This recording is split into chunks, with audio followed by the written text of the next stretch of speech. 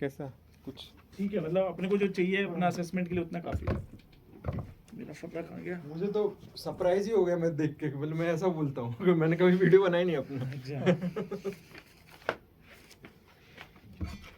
नहीं करूँ टाइमर? हाँ, रेडी प्रतीक? हाँ right. ठीक है right.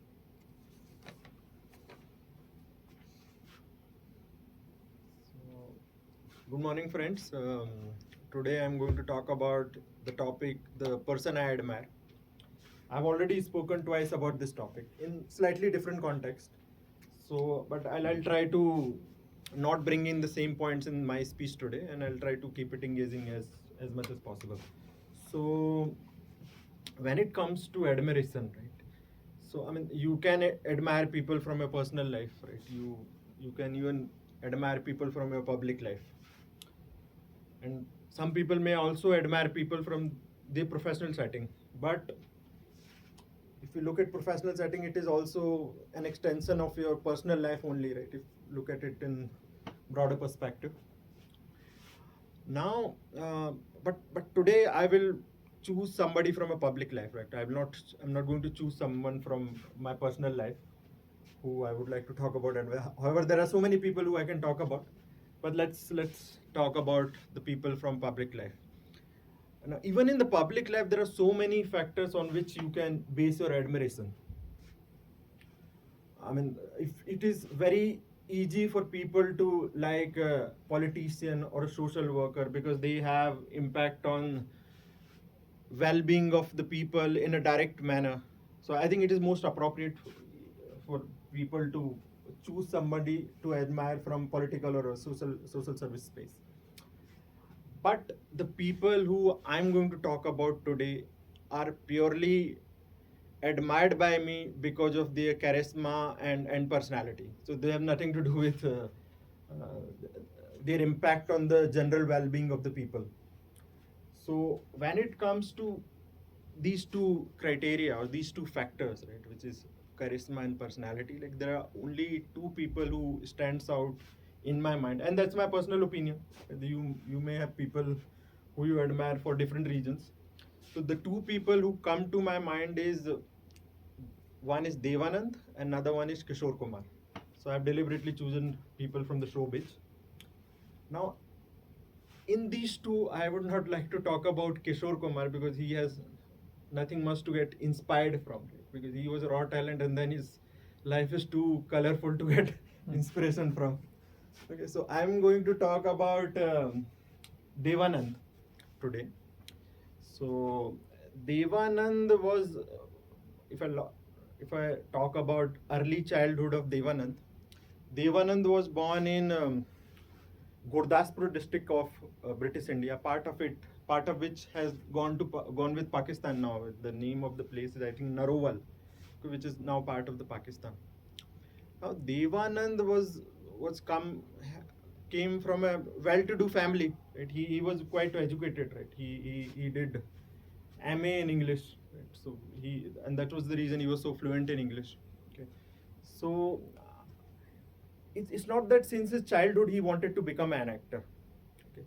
But one thing that he was really sure about was that what he doesn't want to become. And this is one unique thing about Dev Anand. Like most of us know what we want to do, but we end up doing something else. Okay. But this was the guy who knew what he doesn't want to do, but he was not sure about what he wants to do. So he did not want to become he did not want to do some sort of a desk job in a small town like Gurdaspur. Okay, and he told his father, and then one day he left Gurdaspur for Mumbai. He is not sure about what he's going to do in Mumbai. So he landed in a house of his friend who was already in Mumbai, and those days it was called Bombay. So his friend was already living in Bombay for quite some days, right? And he was doing some good job and he was earning well.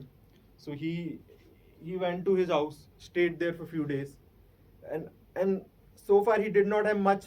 Dev Anand did not have much money to contribute in his family.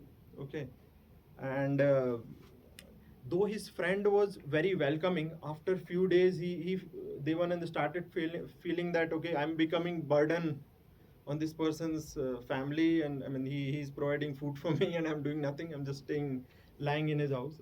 But his friend was very welcoming. So one day he told his friend that I have another friend, okay, who eagerly wants me to stay with him, so I'm leaving. So Devanand actually did not have any such friend in Mumbai.